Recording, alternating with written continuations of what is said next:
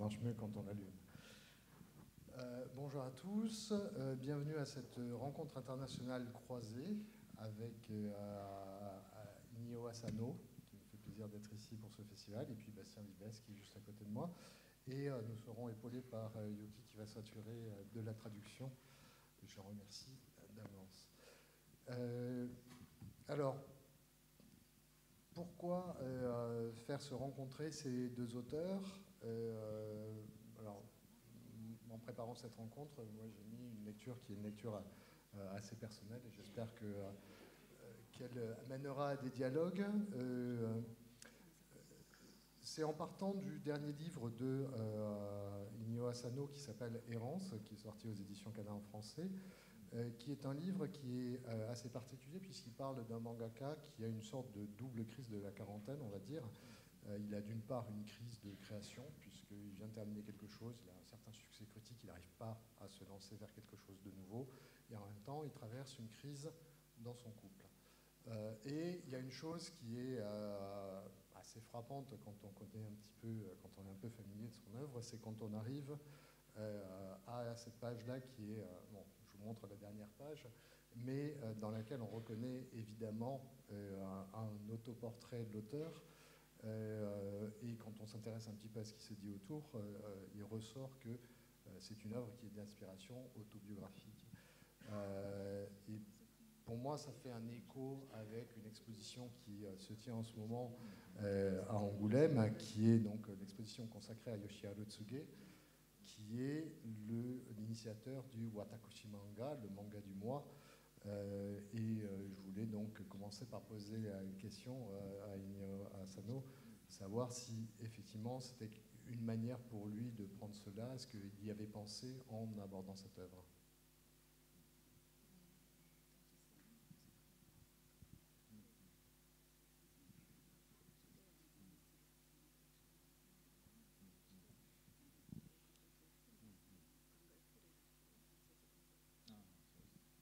ですね、そうですね、柘植義治さんの漫画というのは本当に昔から影響を受けていたんですけれども、やっぱりその柘植さんの持ってる哀愁みたいなものを書くにはまだ自分が年齢が若すぎたみたいなところがありまして、だから今自分が今40歳手前になった時にようやくそういうものが書けるタイミングが来たのかなと思って。それと、私生活のごたごたとかもあって、それを書かないわけにはいかないなという感じでこの作品を書きました。Alors effectivement, Yoshihiro Tsuge a toujours été une influence pour moi.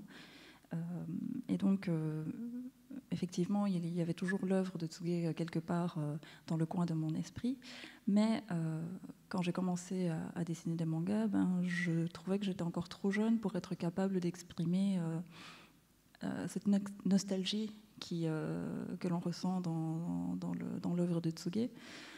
Et donc, quelque part, c'était trop tôt de réaliser une œuvre inspirée de Tsuge. Mais à présent, aujourd'hui que je m'approche de la quarantaine, je me suis dit que j'étais peut-être capable maintenant de réaliser ce genre d'œuvre. Et puis aussi, par ailleurs, il y avait eu plusieurs événements dans ma vie privée qui ont un peu été complexes ces dernières années. Et donc, j'ai senti que c'était vraiment le timing maintenant de réaliser une œuvre comme celle-ci. En préparant cette rencontre, je relisais notamment un entretien que vous avez accordé au magazine Atom il y a quelques années, dans lequel vous disiez qu'après avoir terminé Bonnie Boon Boon, vous avez fait un petit peu le tour de choses qui relevaient de l'intime de vous-même et que vous ne vous voyiez pas à nouveau explorer des choses qui relevaient, vous ne voyez pas à nouveau parler de vous-même dans les œuvres. Qu'est-ce qui vous a amené à remettre le couvert, pour dire les choses un petit peu trivialement, avec Reilaku, qui est peut-être l'œuvre qui est la plus directement en prise avec ce que vous avez vécu.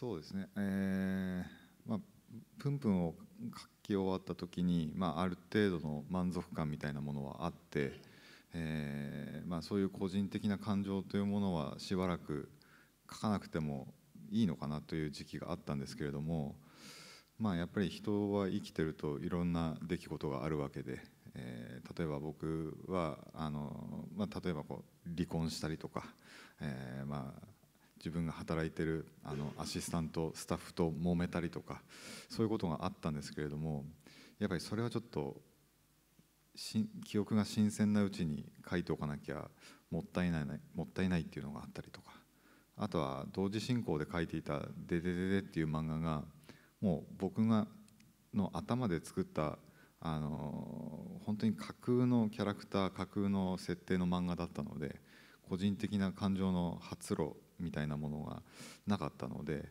それを全てこの作品にぶつけたっていう感じになります。Alors c'est vrai que au moment où j'ai terminé Poun Poun, il y avait une certaine forme de satisfaction d'être abouti, d'être arrivé à la fin de cette œuvre et d'avoir pu exprimer différentes choses dans cette œuvre. Et effectivement, j'avais la sensation que mes émotions personnelles, je n'avais peut-être plus besoin de les exprimer dans mon œuvre. Mais dans une vie d'une personne, il se passe beaucoup de choses. Et par exemple, il y a eu mon divorce, ou alors certaines dissensions avec mes assistants. Et il est arrivé un moment où j'ai senti que j'avais envie de raconter toutes ces choses qui s'étaient passées dans ma vie. Et puis par ailleurs, parallèlement, après Poun Poun, j'ai commencé à dessiner Demon Destruction. Voilà. Après, je dirais DDD. Qui est une œuvre totalement fictive, qui est créée à partir de rien, à partir de mon imaginaire, et dans lequel je ne fais apparaître aucune émotion personnelle, ressenti personnel dedans. Et donc, il a fallu un moment trouver un autre endroit où laisser ressortir ces parties personnelles de ma vie. En préparant cette rencontre, j'ai relu certaines de vos œuvres et je suis tombé notamment sur la fin de Solanine. Il y a tout un passage où il y a un couple qui visite l'appartement dans lequel se trouvaient les personnages principaux de l'histoire et ils trouvent un médiator et il y a tout un dialogue entre ces personnages qui imaginent ce qu'a pu être la vie des personnages qui étaient là auparavant. Et en fait, ça me renvoie à nouveau au Watakoshi Manga, dans lequel le but n'est pas de s'attacher à l'exactitude des événements, à avoir un recensement factuel, mais plutôt de s'attacher à l'expression des sentiments. Est-ce que c'est aussi une manière pour vous d'exprimer la manière dont vous abordez une œuvre? Et je pense que ça pourra aussi se relier aussi à la manière dont fonctionne Bastien sur certains ouvrages.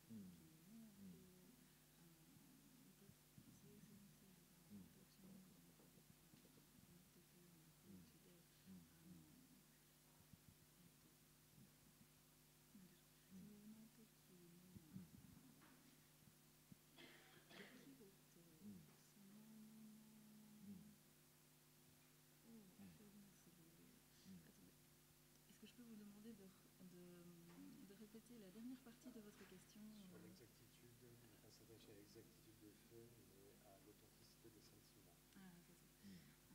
その出来事に正確な描写をするのではなく、その出来事を生きた人たちの感情を表現することによって、その描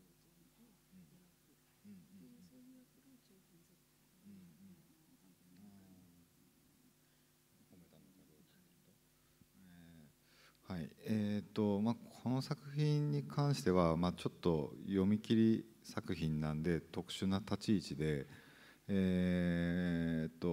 ソラニンっていうのはその若者の葛藤みたいなものを描いた作品ではあるんですが、一方で、その川沿いの、に住んでいる男女たちが、モラトリアム期間を経て通り過ぎていったという漫画なので、そもそもその場所というものが主人公ではないですけれども物語の中心にあるモチーフになっていて、それを表したくて、あくまで人っていうのは通り過ぎていくもので、その場所というものはずっとあって、でも人がどんどん入れ替わっていって、そこに人間ドラマが生まれるというものを表現したかったっていう漫画になります。Alors, en ce qui concerne ce chapitre en particulier, Solanine, c'est une histoire de tourments vécus par des jeunes, mais c'est aussi une histoire d'un groupe de jeunes qui vivent au bord de ce fleuve et qui, à cet endroit-là, vont passer une espèce de période de moratorium, mais qui, à la fin de l'histoire, ils sont donc passés par là et puis s'en vont de cet endroit. Et donc, il y a cette idée qu'un lieu, il va toujours rester là.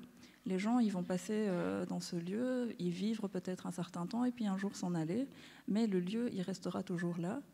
Et du coup, c'est un motif, un élément assez important finalement, qui peut devenir assez important dans un récit et devenir comme un espèce de personnage à part entière dans un récit. Et c'est ça que j'ai voulu représenter dans cette histoire. Alors, je parlais de la question d'une sorte de what if, puisque c'est un peu ce qui se passe dans cette scène. Ça me permet de passer d'évoquer le dernier livre publié à date par Bastien tout seul, qui est Le Chemisier, dans lequel on a une jeune étudiante qui se retrouve transformée par un chemisier qu'on lui confie. Est-ce que pour toi c'était aussi ce même genre de choses, de partir de l'idée de qu'est-ce qui se passerait si tout d'abord, juste avant de répondre à la question, je veux dire que je suis très content d'être avec Monsieur Asano. C'est un mangaka que j'aime vraiment beaucoup et qui... je connais assez mal le manga, j'aime assez peu de mangaka. Et lui, son œuvre m'a vraiment tout de suite plu parce qu'elle est vraiment très intéressante. Et il va aller là où peu de japonais, de mangaka osent aller, qui est d'aller chercher qu'est-ce qui est de se poser des questions contemporaines sur la société, sur la violence, tout ça, et de répondre et d'être un témoin un peu de son temps. Et ça, je trouve ça très, très, très intéressant. Par rapport à cette histoire d'authenticité,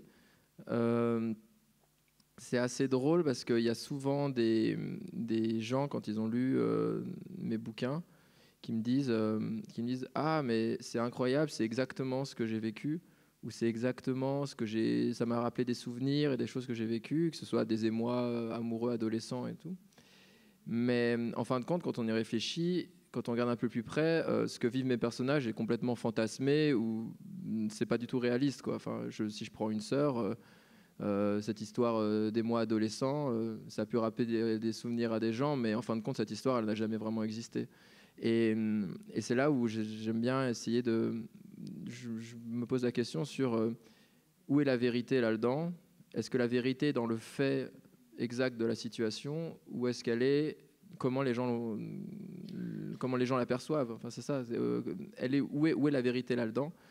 Et l'idée, c'est de proposer quelque chose, de proposer une histoire, de proposer des personnages. Tout est fictif, mais d'arriver à faire croire que ça s'est réellement passé et on y croit et ça marche avec les émotions. Ça marche dans Solanine, comme on montrait là le Mediator. C'est très très bien vu. tout d'un coup, il nous raconte une histoire qui fait, je sais plus, Solanine, c'est assez gros, c'est 200-300 pages, je sais. Et en 5 secondes, il nous dit est-ce que cette histoire a vraiment existé ou pas?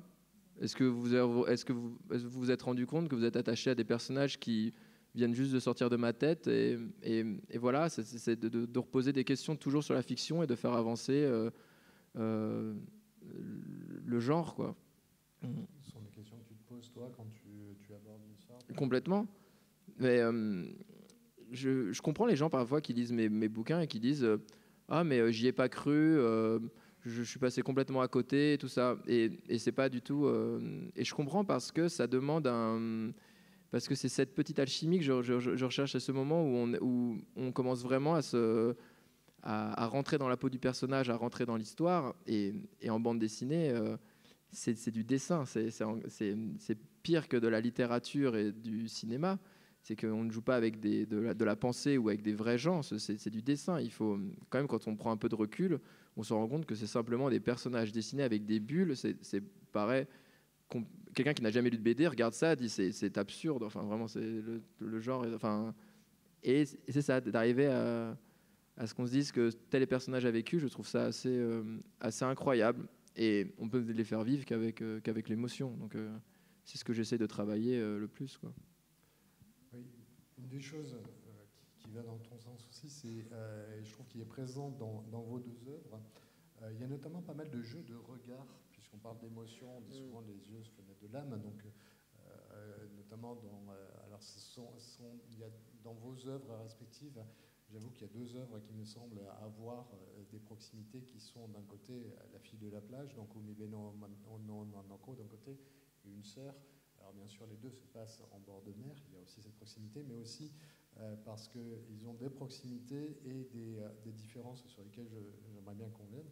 Donc il y a ces jeux de regard qui se jouent beaucoup.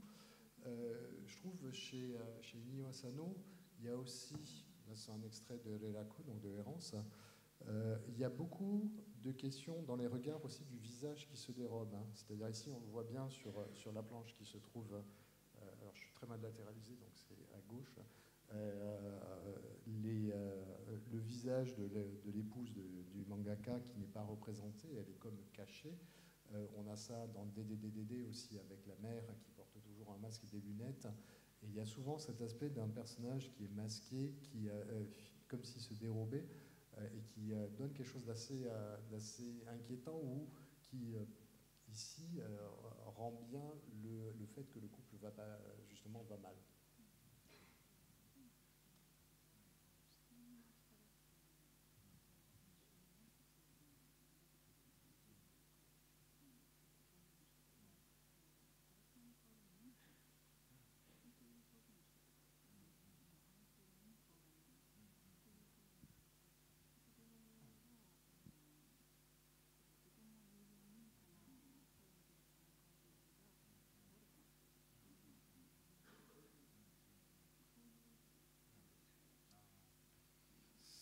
そうですね。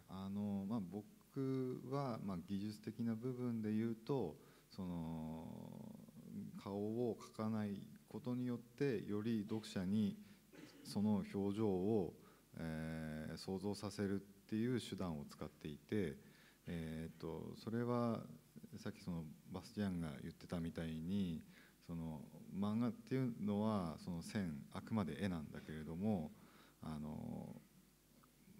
漫画っていうのはその小説と映画の中間にあるもので、小説っていうものは本当に読者の想像力が必要なもので、映画というものは基本受け身のものだと思うんですけど、漫画はやっぱりそれを両方兼ね備えているもので、やっぱ想像させることで一番有効な読者の読書体験みたいなものが得られると思うから、そうやって顔を見せないとか、あとは僕よくやるんですけど、その手だけを見せて、それによってその時の感情を表すみたいなことをするんですけど、それは本当にもう読者の想像力を信頼しているからこそできる手法で、僕はそれをよく使います。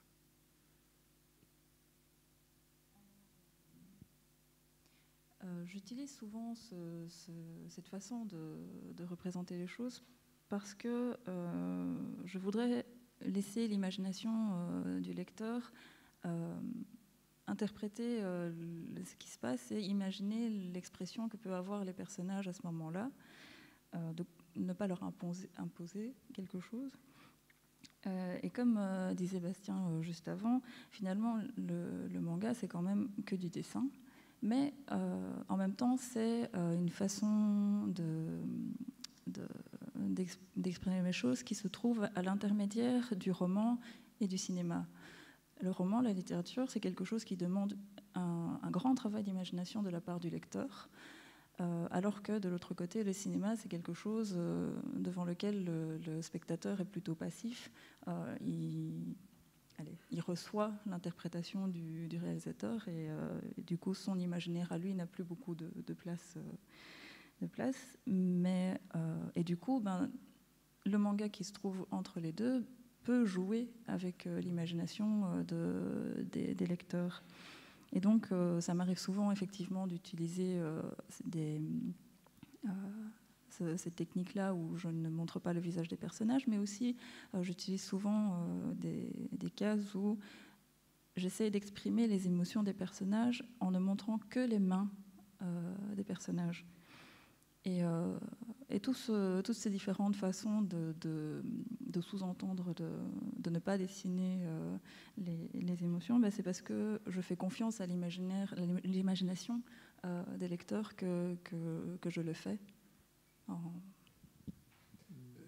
J'ai l'impression que dans Errance, c'est encore plus présent.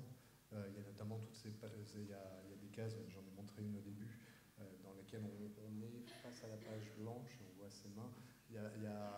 Est-ce que j'ai l'impression que le sujet même, le fait de faire quelque chose qui parle peut-être plus directement de lui, renforce cette mise en subjectivité, le fait qu'on est souvent, les Anglais disent dans ses souliers, vraiment dans sa peau et qu'on voit les choses à partir de ses yeux.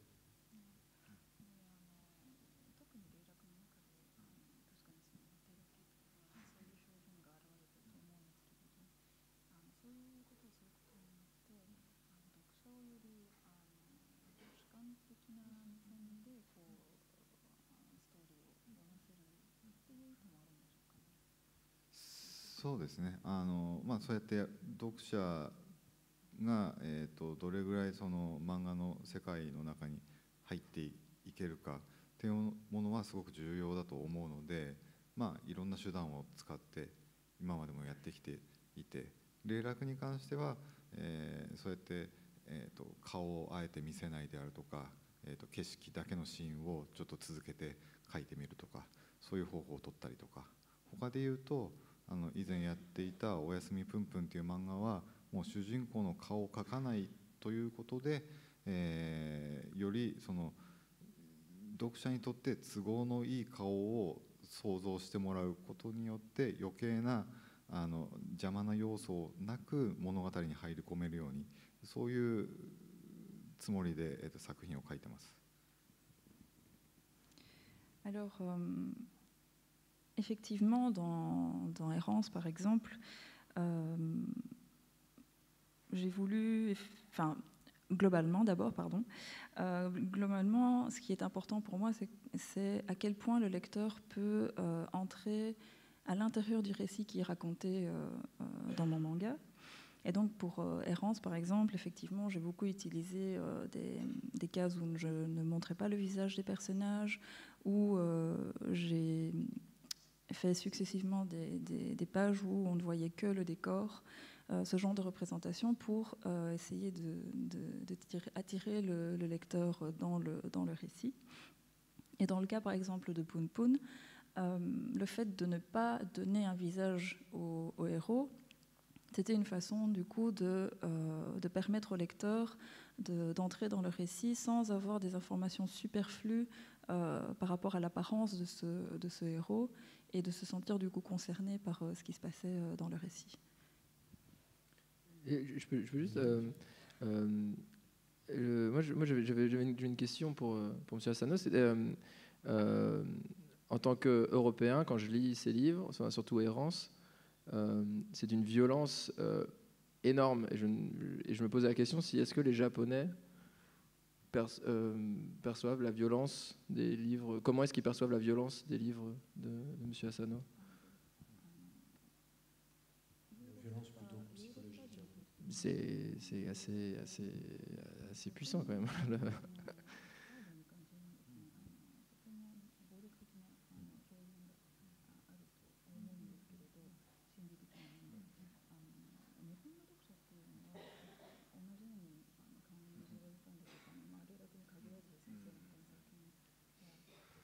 いや、それは別にその日本人だからこの物語が普通に受け入れられているというわけではなく、実際これを連載してた時はみんな引いてました。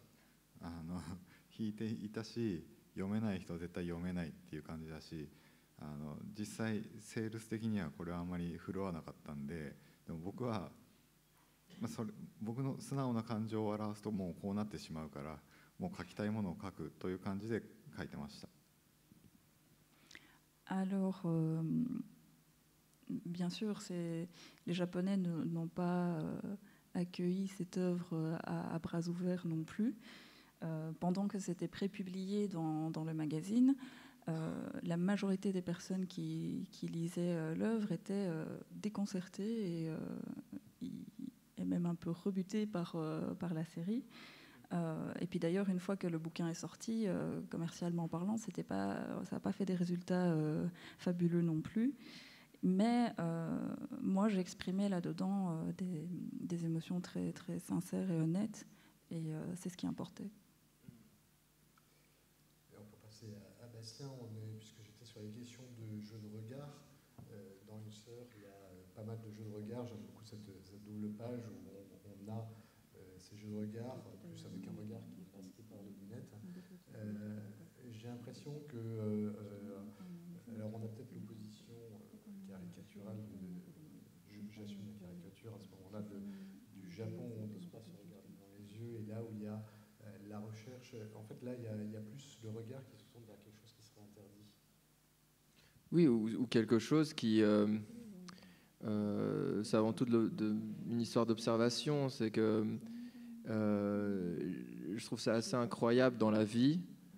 Tout d'un coup, même si on peut être, moi je suis j'ai toujours été un peu dans la lune ou les choses comme ça, mais il y a un moment quand il se passe quelque chose, quand je sais pas, vous croisez je prends un exemple très bête, je sais pas, la première fois que j'ai rencontré mon épouse. J'étais avec Balak, on était avec un autre auteur, on était dans un truc de l'Alliance française, je sais plus quoi, on était au Canada, et il y a deux femmes qui passent dans le premier rang, et vraiment je me souviens, alors que d'habitude on dit que des conneries et tout ça, et puis je dis tiens, elle est pas mal la nana devant, machin, vraiment des trucs très bêtes. Et alors que c'est pas du tout mon genre, je fonctionne pas forcément comme ça du tout, ni rien.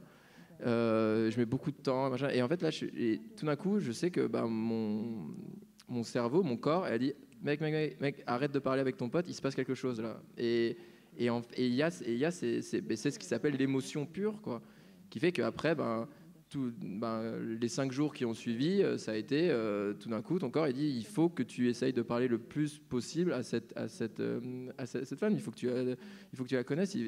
Bref, et après on s'est mariés et tout ça. Mais ce qui est drôle, c'est mon corps dit genre il faut que tu la gardes, il faut que tu essayes de faire. Bref. Non, et bref, c'est drôle. Mais ce qui est drôle, c'est que même si on est souvent très perdu, c'est ces moments de vie-là, c'est ces moments où ça s'arrête, où on comprend quelque chose, on sait que quelque chose d'important arrive. Et là, pour moi, c'était très important de marquer ça. Il n'a pas encore même pas analysé qui était cette personne. Il voit juste qu'il y a quelqu'un qui descend les escaliers, ça s'arrête, et il y a son corps qui dit « Tiens-toi prêt ».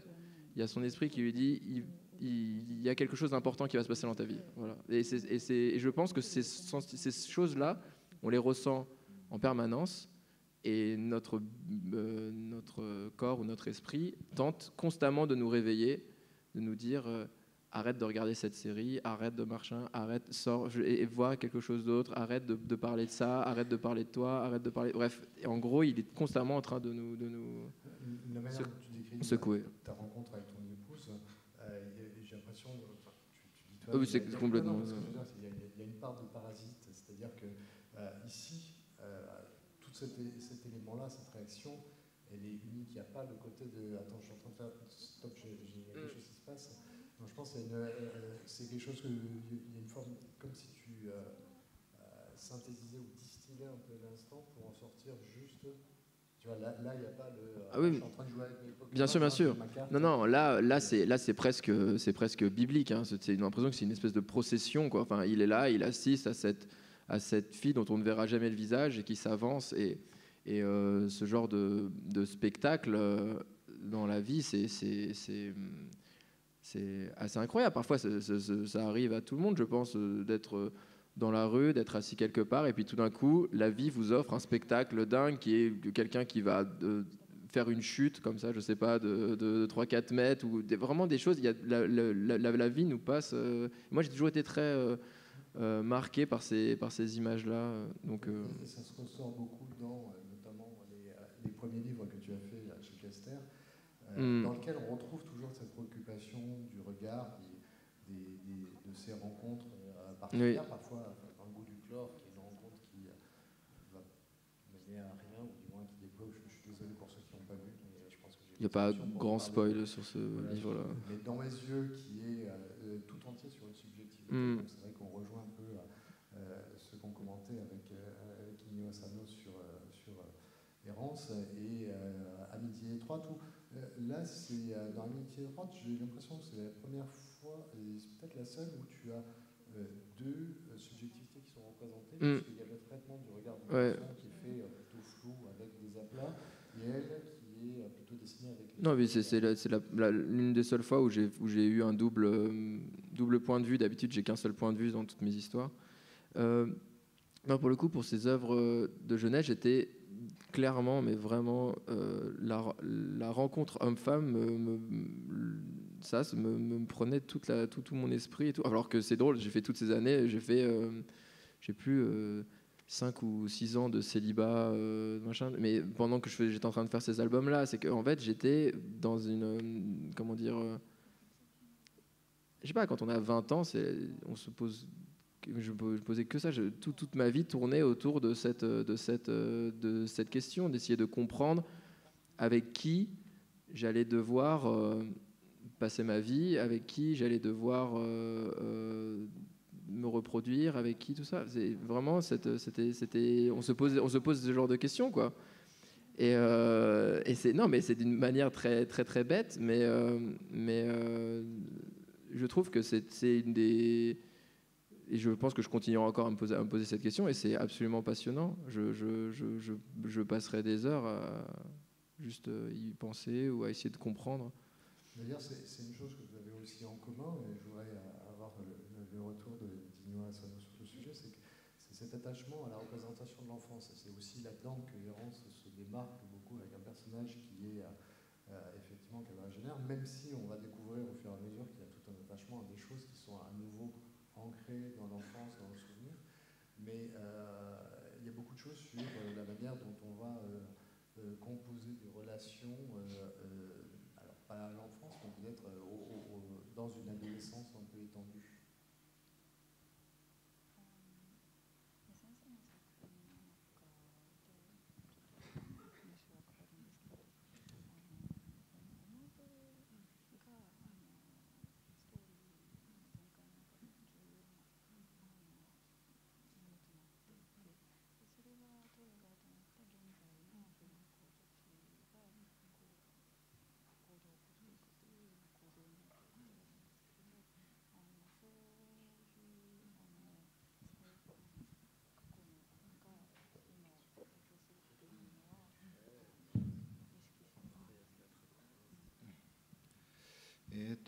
確かにその僕が書く話っていうのは、途中で結構長い、回想シーンが入ることが多いんですけれども、それは、その物語として切り取られている瞬間のキャラクターではあるんだけれども、その前後にもちゃんと、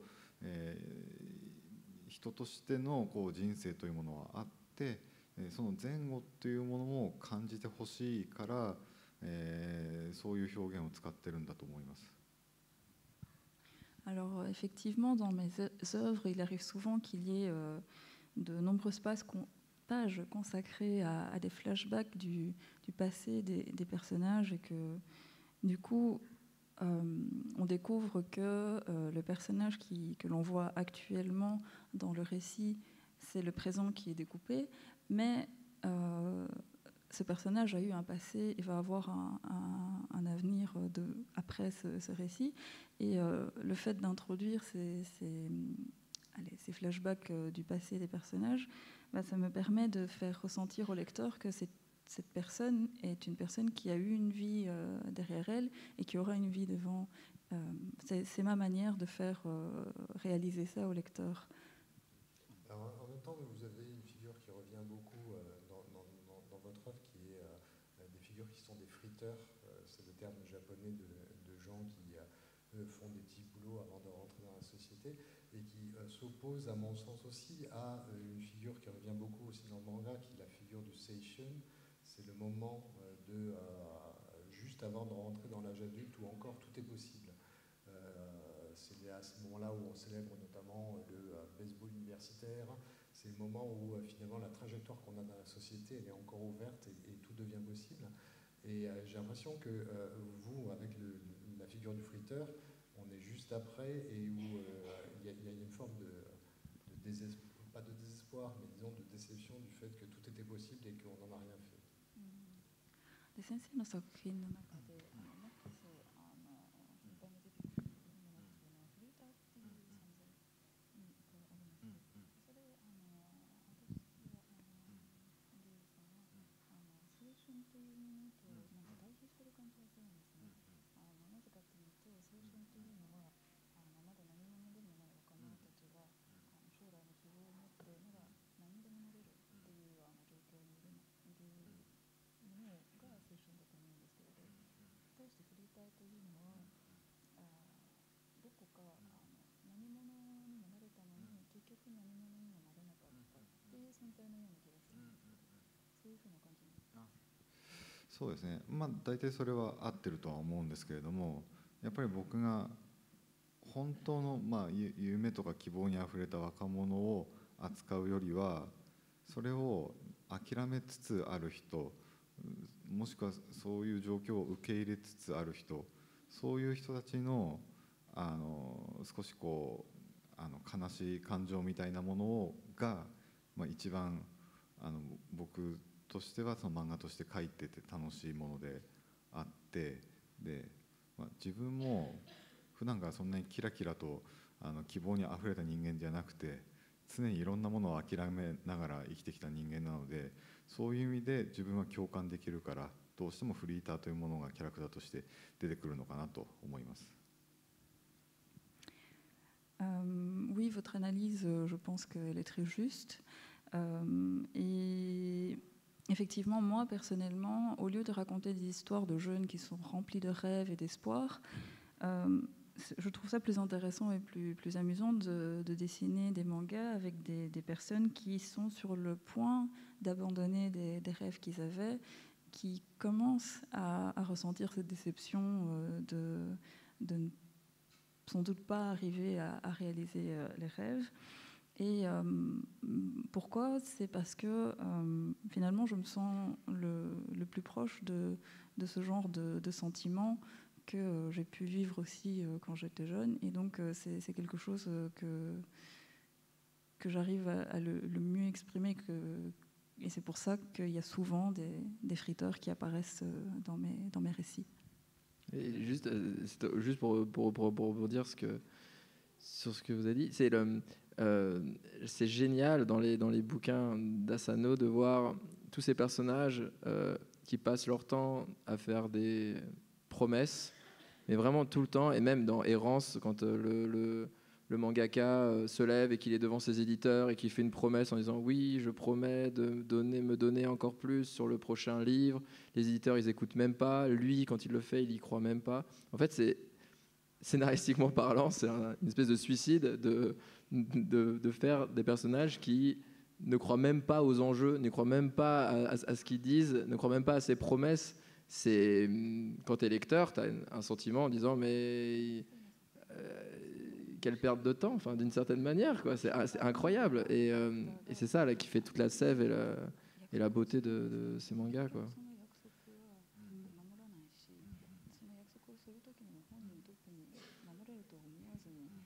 Mais bon, c'était juste pour faire une petite aparté. Sans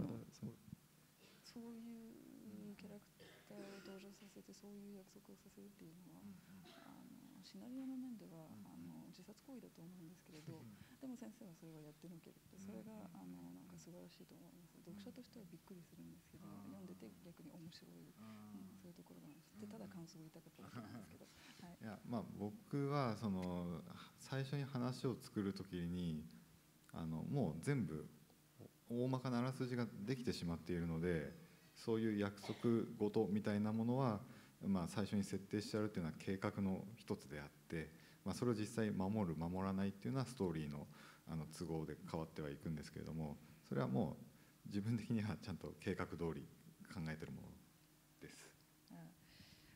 De mon côté, quand j'écris mes histoires, j'ai déjà les grandes lignes de l'histoire qui sont bien définies dans ma tête jusqu'à la fin. Et donc, quand je fais faire des promesses à mes personnages, j'ai déjà prévu qu'ils ne les tiendront pas. Et donc, de mon côté, c'est quelque chose de totalement prémédité et de conscient. Oui, complètement, c'est bien ce qui me semblait.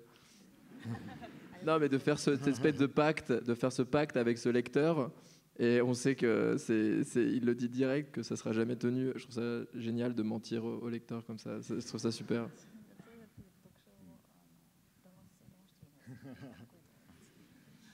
いやでもね、僕からもちょっとバスティアンに聞きたいことがいろいろあって。J'ai aussi quelques questions. いろいろ作品読ませてもらって、塩素の味とかね、あとは僕は昨日年上の人っていうのを読んでて、すごいあまりにも素晴らしい作品でびっくりしました。Donc juste avant de venir ici, j'ai lu plusieurs de vos œuvres. Et surtout, en particulier, ceux qui m'ont marqué, c'était Le goût du chlore ou encore Une sœur, que j'ai trouvé fantastique. Merci. で、年上の人を読んで、その凄さっていうのは、その生々しさ、その感情の生々しさだったんだけれども、その自身の体験がこう反映されているって聞いて、そのなんでこんなに生々しく感じるかっていうのはすごい納得できたんだけども、逆に言うとそれで素晴らしい作品を作ってしまったってことは、自分の人生の一番良かった部分を切り売りしていくことになるじゃないですか。それがいつかなくなってしまうじゃないかっていう恐怖はないのかなっていうのはすごく疑問です。Et par exemple, dans Une sœur, il y a les émotions des personnages qui sont représentées de façon très crue et très vivante. Et c'est ça que j'ai trouvé magnifique. Mais, et après coup, on m'a dit que c'était que vous dessiniez vos œuvres en vous basant sur vos propres expériences, sur vos propres ressentis. Et là, je me suis demandé, ça veut dire que quand vous créez, vous vous donnez petit à petit vous puisez en fait dans un stock d'émotions et de vécus qui est la vôtre. Et puis et du coup, à un moment, est-ce que vous n'avez pas peur d'arriver à court de choses à exprimer? Ça, c'est une très bonne question, mais je pense que c'est ce qui angoisse tous les auteurs, mais comment dire, en fait, la vie est quand même assez riche pour nous donner à chaque fois des différentes émotions. En fait, pour une sœur, d'habitude, je le raconte jamais ça, mais bon, allons-y, parce que j'aime pas trop parler de ma vie privée à ce point. En gros, c'est simple. Une sœur, je l'ai fait juste après avoir, quand je parlais de mon épouse avant, c'est juste après l'avoir rencontrée, quand je suis rentré en France, et qu'elle a été restée à Toronto. Et en fait, c'est juste que après l'avoir rencontrée, j'avais eu l'impression d'être c'était il y a quelques années, j'étais l'impression d'être un gamin de 13 ans qui n'avait jamais connu une fille avant, et j'avais l'impression de tout recommencer. Et en fait, tout de suite, je me suis dit, il faut que je raconte l'histoire d'un gamin de 13 ans. Voilà, parce qu'en fait, c'était vraiment ça que j'avais dans la tête, que c'était, tout ce que j'ai mis dedans, c'est ce que j'ai vécu d'une certaine manière, mais ça pouvait pas être un personnage de mon âge. L'émotion que j'avais, c'était celle d'un enfant qui n'avait jamais rien connu avant, quoi. Voilà.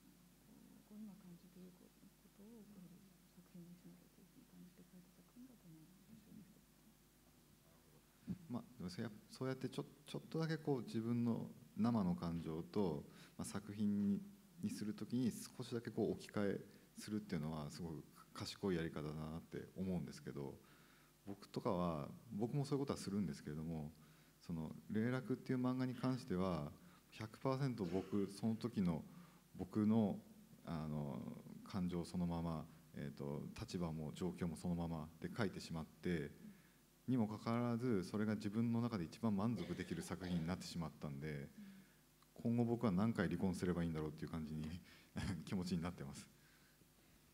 Alors, je trouve ça très très malin de remplacer certains éléments de ce que vous avez vécu pour raconter ce que vous avez ressenti.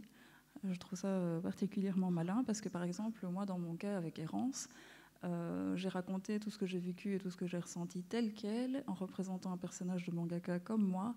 Et vraiment, c'est vraiment le reflet, le miroir de ce qui s'est passé.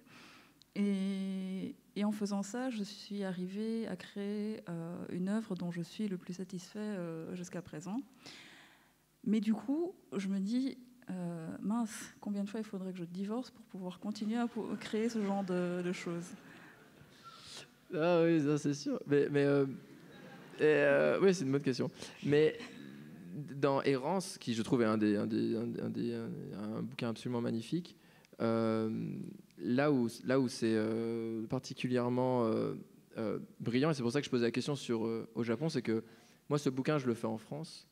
En France, on a nos codes, on a une certaine liberté aussi. Au Japon, les codes sont complètement différents. Et un bouquin comme Errance, dans l'industrie du manga, c'est un ovni. Il a eu raison de le faire d'une manière tellement réaliste pour imprimer, regardez le Japon, regardez-vous en face, enfin d'une certaine manière, et je trouve ça d'un courage incroyable, quoi. Et il a eu raison d'avoir pris cette voie très très réaliste.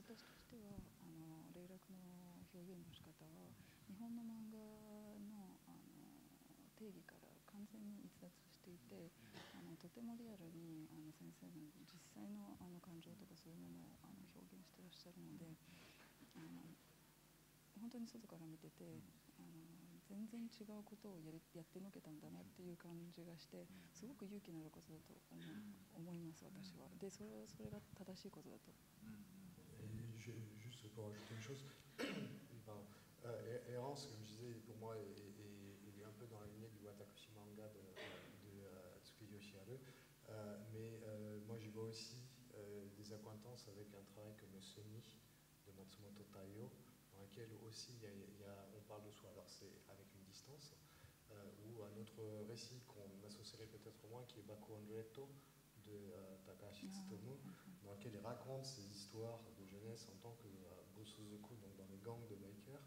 Et moi je suis assez fasciné par ces mangaka actuels qui prennent le risque, parce que c'est un risque, de parler d'eux-mêmes aujourd'hui, même sous des masques. Et j'y vois vraiment une connexion avec ces auteurs de l'époque de Garo dans les années 60. リゲルさんが確かにそうだし、霊落っていう作品はこれまでの他の作品にも何でしょう、柘植さんの私漫画のアプローチ強く感じますし、であと松本太陽先生のサニーであったり、高橋先生のバックオンレッドであったり、そういうこう自分の経験をもとにした、彼らの作品はもうちょっとこう距離を取って、ストーリーを語ってますけれど、でもそれでもやっぱり自分の個人的な経験をこう作品の中に投入している作品で、そういうことができる作家っていうのは素晴らしいと思うんですよ。危険を作家人生のちょっとを脅かしてもそういう作品を書けるっていうのは。まあでもそうやって自分のことを人からどう思われても構わないから素直な気持ちを書くというのは確かにいろんな危険があり、人から嫌われることもあればバカにされることもありなんですけれども、だとしてもそれでも自分が満足できるような漫画を描くというのが自分の中では最優先ですね。C'est vrai que c'est quelque chose de risqué de dessiner ce genre de récit parce que comme on y exprime des émotions très honnêtes et sincères, du coup il y a des gens qui vont se moquer de cette approche-là ou qui vont du coup me détester pour ce que j'exprime dans ce que je crée. Mais malgré tout, pour moi en tout cas personnellement, si c'est pour réaliser une œuvre qui peut me satisfaire, qui peut être satisfaisante et avoir une qualité, de créer une meilleure œuvre en fait, je préfère autant me sacrifier moi pour pouvoir dessiner ce genre d'œuvre. Je trouve ça très. Ce qui est intéressant dans la discussion qu'on a ici, moi ça va m'amener sur ce qui sera un peu ma dernière question, qui est un petit peu pour vous deux, c'est que vous avez beaucoup parlé de dévoilement de sentiments. Or, si on prend que ce soit Errance ou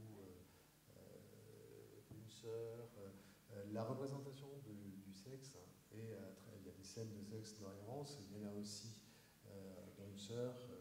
Il y en avait aussi dans Onibe no Minoko. Il y a toujours la question d'une part, est-ce que quand on parle de choses de l'intime, est-ce que c'est un passage obligé ou pas? Et ce qui est assez étonnant aussi, c'est vrai que chez Inyo Asano, notamment dans la fille de la plage, le sexe est finalement le dévoilement le moins dangereux, c'est-à-dire que c'est quelque chose qu'on donne beaucoup plus facilement. Et que tout l'enjeu du livre se situe beaucoup plus au niveau des sentiments et la manière dont la relation va s'établir, alors que finalement coucher avec quelqu'un, ça devient facile. Ce qui n'est pas du tout le cas chez toi, où je sais que tu avais dit à un moment dans une interview que tu faisais beaucoup de romans de puceaux ou de bandes de puceaux. Il y a quand même un côté très magnifié dans Une sœur. Mais j'ai toujours été très, très impressionné par les femmes et ça se ressent énormément. Là-dedans, ce qui est drôle, juste pour parler de la représentation sexuelle dans la bande dessinée a cet énorme avantage, Inyo Asano en a parlé au début, qu'elle est un entre-deux entre le roman et le film. Elle n'aura jamais la violence crue et brutale de l'image photographiée ou l'image filmée. et elle permet des précisions par rapport à l'imaginaire de la littérature. Et donc je pense que pour deux aspects qui sont l'érotique et la violence, qui sont à peu près les deux choses que l'on vend en permanence aujourd'hui, voilà. Et ben je trouve que la bande dessinée est un médium assez incroyable pour représenter ça. Imaginez la fille de la plage en live, c'est impossible. Et l'imaginer en roman, on perdrait une partie.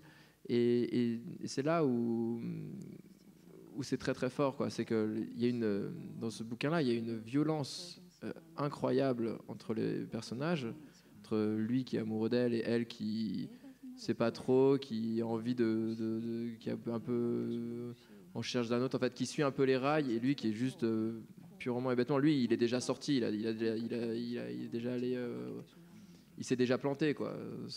Et donc il essaie à fond. Et bref, je trouve que dans la représentation et le fait d'y aller petit à petit, et c'est à chaque fois qu'il baise, c'est de plus en plus poussé, c'est de plus en plus presque pornographique et de plus en plus choquant. C'est incroyable. Au début, tu te dis que tu vas lire une romance de plage, et puis tu te retrouves à voir un porno genre qui serait impossible à publier en France, quoi. Il a été publié en France, heureusement. Et donc voilà, quoi.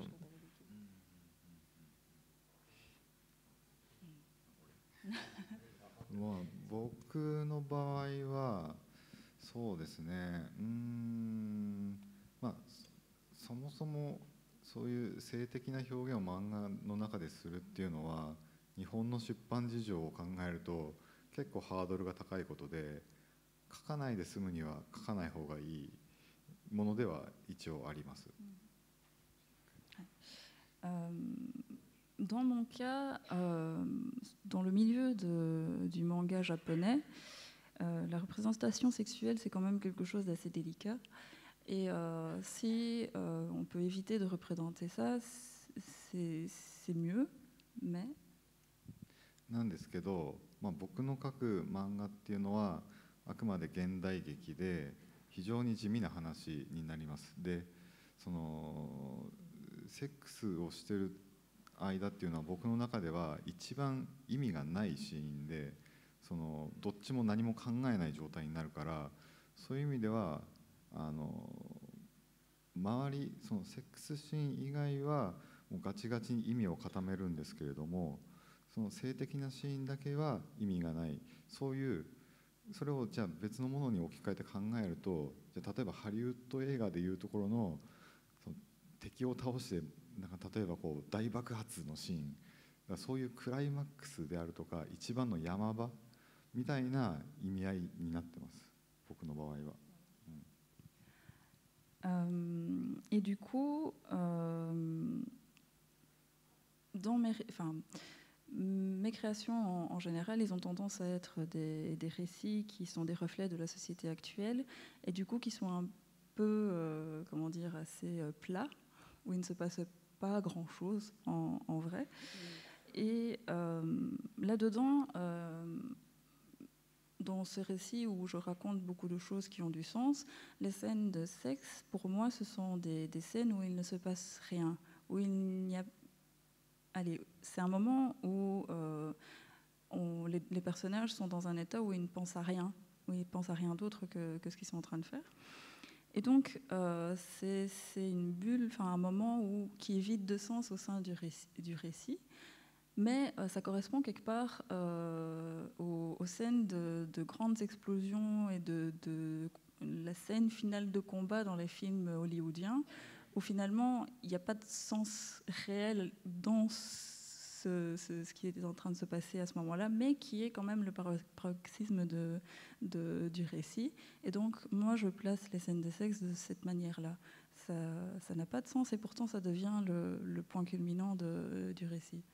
Là, ce que tu dis, ça m'évoque alors bon courage pour la traduction, c'est une phrase de Bret Easton Ellis dans Moins que Zéro, dans laquelle, de mémoire, elle dit que coucher avec quelqu'un devenait le seul moyen de pouvoir plonger plonger son regard dans les yeux d'un autre être humain, qui exprime une sorte solitude absolument désespérée.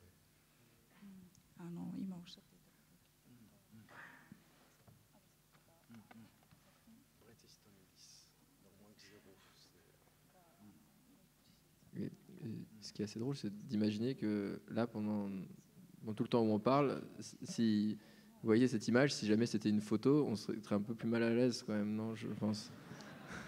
Ouais, on serait en train de se dire, c'est quand même assez costaud. Alors que c'est du dessin et ça, c'est plus agréable, c'est plus poétique.